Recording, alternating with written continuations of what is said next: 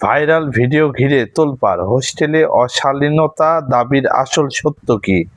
আসসালামু আলাইকুম, স্বাগতম আপনাদের। সামাজিক মাধ্যমে একটি ভিডিও ব্যাপকভাবে ভাইরাল হয়েছে।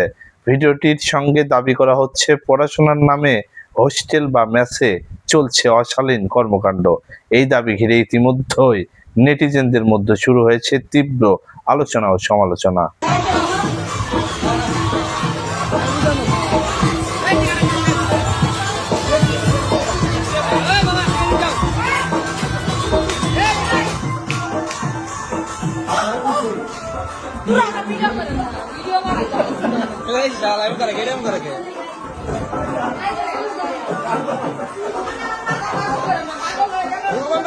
তবে এখানে একটি গুরুত্বপূর্ণ বিষয় রয়েছে।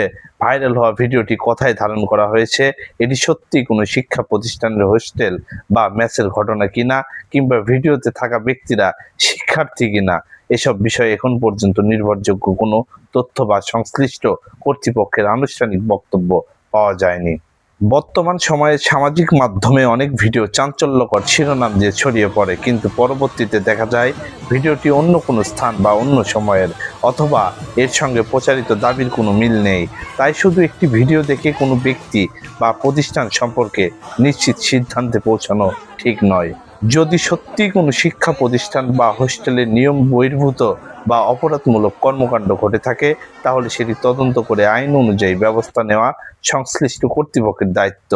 আবার যদি ভাইরাল দাবিটি মিথ্যা বা বিভ্রান্তিকর হয়, তাহলে সেটিও মানুষের সামনে তুলে ধরা জরুরি।